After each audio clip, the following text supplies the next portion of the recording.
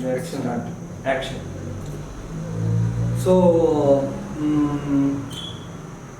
this movie is about ultimately about how all the people conspired to kill Jesus. Ultimately, it's like it doesn't. It begins with Herod. Actually, when Jesus was born, there was a Herod. You know about Herod, right? So Herod will have a dream in which Isaiah, the prophet Isaiah, comes in his dream and says that a king will be born in Israel and he will overthrow you. Okay? So Herod becomes very insecure and he wants to kill Jesus. But he doesn't know who Jesus is. Some boy will be born and he is going to overpower you. Actually, Herod is a king appointed by the Romans to rule over the Jews.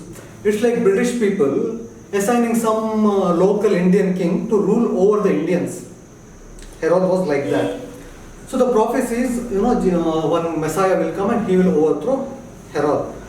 So Herod will be very insecure and these three kings from the east, they will come and they say that one star has guided us to the Messiah. Do you know where he is? So Herod tells them, if you meet Messiah, please let me know. I want to give my respects as well. So what happens is, because they don't know who Jesus is, he will command that every child under the age of 2 should be killed. Because you don't know who is. So they will start slaughtering every child under the age of 2. Okay? But we cannot exactly say as a funny thing. But the thing is, Jesus is just born. Okay? And Herod is already 65 to 70 years old. He's in his very old age. So even if Jesus has to fight against or he has to rebel against Herod, he needs minimum of 15 to 20 years. Minimum, I'm saying. So it's highly unlikely that Jesus will overpower him. Okay? The prophecy will never come true because it will take 20 years. And within maybe 1 or 2 weeks, Herod will die of a heart attack. We don't know what exactly, but he dies on his own. The prophecy doesn't come true. Yeah. It was only a dream. Okay, it was only a dream. So what happens, Joseph, according to Bible this is, they will go to Egypt because Herod is trying to kill all the children. Okay, so then Herod will die, then his son will take the throne. Joseph wants to return back to the Bethlehem. But another angel will say that, Herod's son is now ruling, so you don't go back to Bethlehem. So he goes back to Nazareth. So Matthew says, this is again fulfilling the prophecy of Isaiah, saying that the Messiah will be born in Nazareth. He will be called as a Nazarene. But there's a very popular saying in the Old Testament, saying that nothing good comes from Nazareth. It's a very popular saying. I don't know in which movie I saw, they will say, the Messiah is born and Jesus is from Nazareth. They will ask, what good can come from Nazareth? It's like, it's a very shabby town, nothing. It's like a very prominent thing. Yeah. So this whole movie is about the plot ultimately to kill Jesus. In a way, Jesus was against God, against their Old Testament God, their cultures, their traditions. See, Jews were they were divided into many sects, but primarily into 3 sects. First is Sadducees, one more is Pharisees, and one more is Essenes. In the Bible, they mostly talk about Pharisees and Sadducees.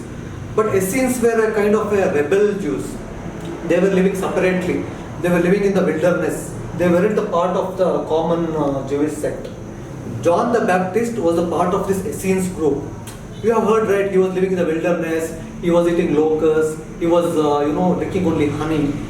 This is the lifestyle of Essenes.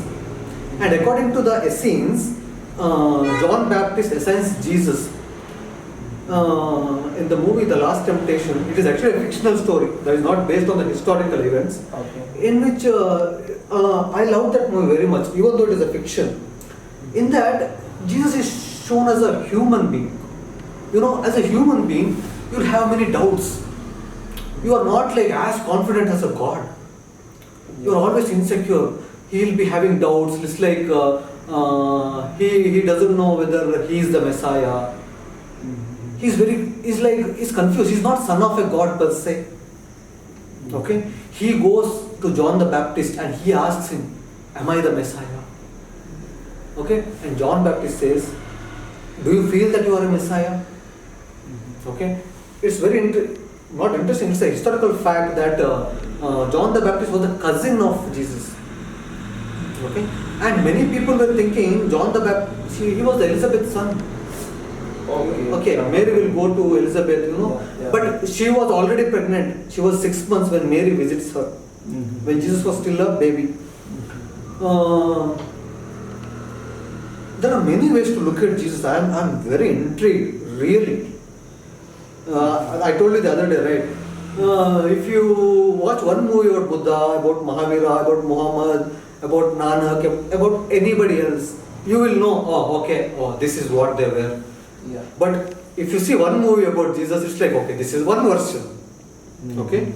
There's a thing that the other day Vasiki was saying that why can't you prove that Jesus was a Hindu? I said, I cannot exactly prove that Jesus is a Hindu, but there's a connection between Jesus and Hinduism. It's like Jesus will come to India, okay? And he will be trained under this Hindu monks for a while. He will be trained under this Vedas, Upanishads, all this wisdom will be given to Jesus. But what happens is, in India, the Brahmins, they don't want to share their wisdom with anybody else, but only with Brahmins. God is their monopoly. Only they have the right to deal with the affairs of God, not anybody else. Yeah. Okay, but what happens is, Jesus will start preaching to these Dalits, these Shudras, because Jesus is impartial. Jesus is God is love. So he begins to teach these low caste peoples as well. And this doesn't go well with the Brahmins. And they'll banish him. You better not be around. After 6 years of living in India, Jesus returns back to Israel.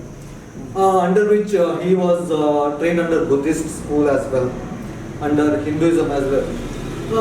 See, I am not saying it with any prejudice as such. But if you look at the teachings of Jesus, if you look at the way he lived, everything, Jesus belongs to the East. East means India, Indian side. Not exactly India as a country. Okay. West means the Middle East. Okay, Jesus, if he was born in India, like Buddha or Mahavira, we would have understood him better. Yeah. Because when he was teaching his wisdom, people were confused. Even when in his own hometown, he will be asked, he is a carpenter's son, from where did he get this wisdom? Because it's inconceivable for them to have such wisdom. Where did Jesus get his wisdom? See, Jesus' whole family, they were illiterate. They weren't very educated. Bible speaks of Jesus' brothers, James, some blah blah blah. Mainly important one is James. Okay, the Christians will say they were his cousins. Okay, because Mary has to remain virgin. Yeah. Okay, that is the prophecy. Mary has to remain virgin. Okay, I don't want to get there. It's see, I don't want to make it ugly. Okay? If you really logically dissect it, the doctrines of Christianity, it's very ugly. If you look at Christ, oh my God, Christ is the only essence of Christianity. Is oh my God, I personally feel Christ is something else. Okay, he's of the beyond. But Christianity has reduced him to the marketplace. Seriously. Okay. I feel it's like they have made him of such utilitarian purposes. They have made him, Jesus, give me this, give me that. Jesus is more like a pillow for them, like a soft toy. Tonight I can sleep comfortably. Jesus is my Lord and Savior. If you really look at the spiritual side of Jesus, God, really. I'm researching about him since past 4 or 5 years, and I still haven't finished with Jesus. I still have 7, 8 movies, plenty of documentaries. I don't know. There are 10, 15 books which I haven't read yet. Okay, so again, there's what happens is during the Jesus time, they were under the occupation of Romans, like Indians were under the occupation of British. So Jews were under the occupation of Romans.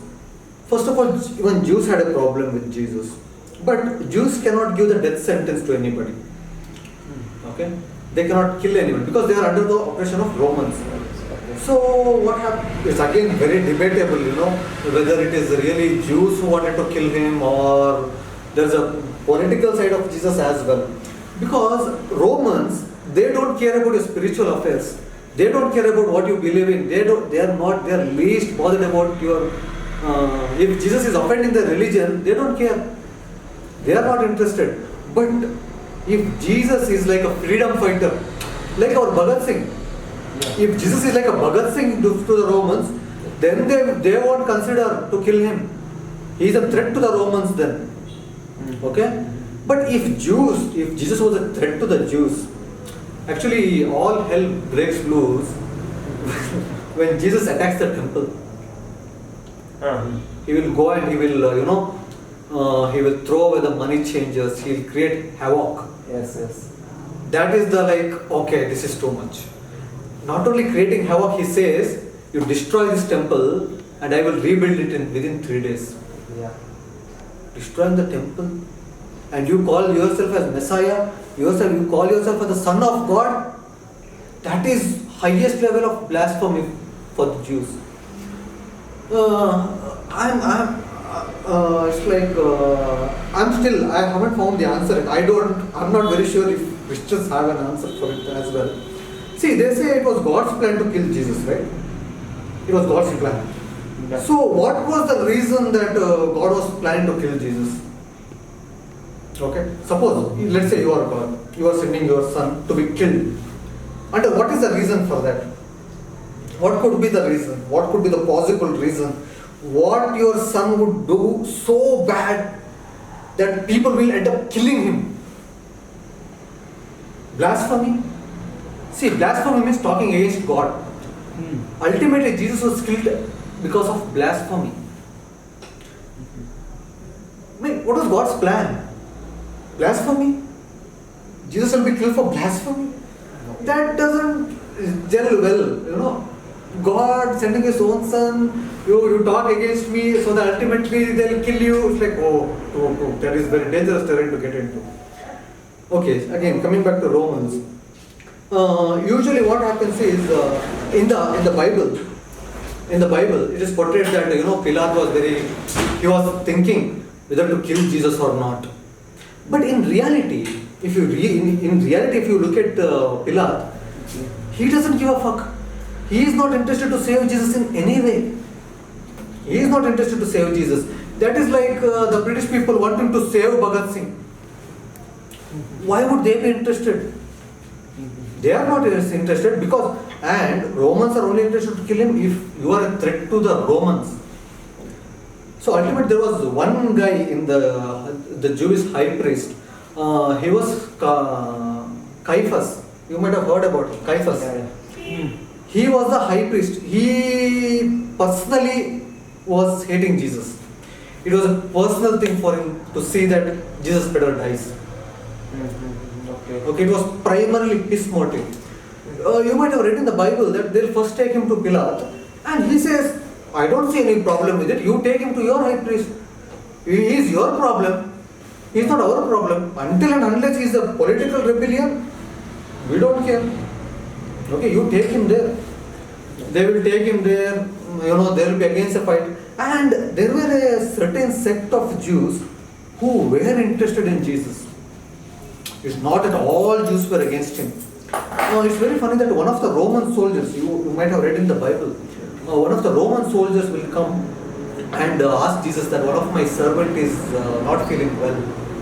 Yeah. Okay? And Jesus, but he will say, even in the Mass it is said, it's like,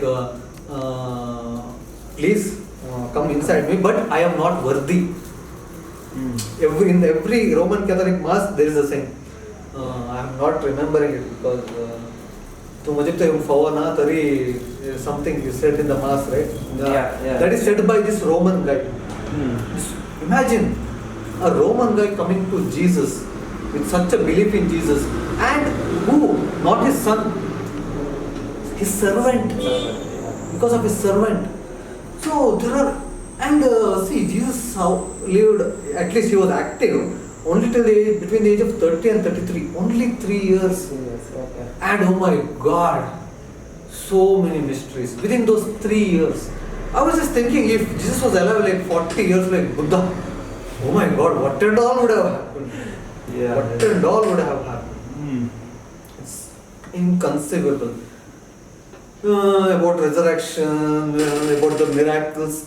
See, every little and big thing about Jesus is questionable. Not exactly questionable, but it's like you can look at the same things in many different angles.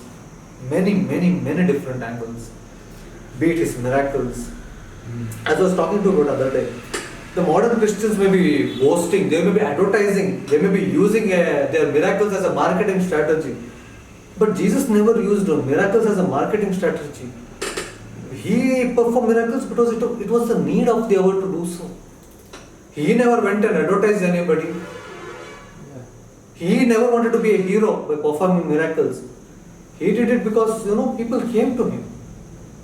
Yes. They came to him. And Jesus was talking about God who is God is love. The gods of Jews, oh no, he is not the God of love. He is very angry. He in fact says, I am a jealous God. What is the first commandment? There is no God except me. That is the fundamental thing for the Jews. Then how can Jesus be the Son of God? If in the first commandment itself it says that Jesus cannot be the Son of God. The same thing is with Islam as well. They don't accept him as a prophet. God cannot have a son. And anybody who is claiming to be a son of God, we are going to stone him. And today it may sound absurd, but back then it was the norm. Nothing so special and surprising about it. That was the way humans were back then. And many things that are written in scriptures, be it Matthew, Luke, Mark, John. See, the Gospel of John is not interested in Jesus as a human being. He's only considering Jesus as a God. You read the other Matthew, Mark and Luke, you'll find many similarities. His miracles, he went there, he did this, he was born. There's a common pattern. John is completely different. He begins with the creation. John is completely different. And after the death of Jesus, Paul enters. Okay, Paul never personally encountered Jesus, never. And there was the brother of Jesus, who lived with Jesus, James. His disciples were there, his apostles were there, but Paul was getting more attention. And Paul realized that it is very hard for Jews to be convinced about Jesus. It is very difficult for them to be, to sell Christianity to the Jews. Basically, there are many constraints, many constraints. I was watching some documentary that he will list 26 reasons why Jews don't accept Jesus as a Messiah. Forget Messiah, not even as a prophet. Okay. Not even as a prophet. They say, according to Christians, Jesus will tick everywhere. Oh yeah, Isaiah said the same, Jeremiah said the same, everywhere tick. In Jews, none of the ticks. No. Still us. Nothing. So what happens when Paul enters in? There's a conflict between Paul and James and Peter, because Paul wants to convert other people. The other people are called as Gentiles. Gentiles means whoever is not Jew is called a Gentile.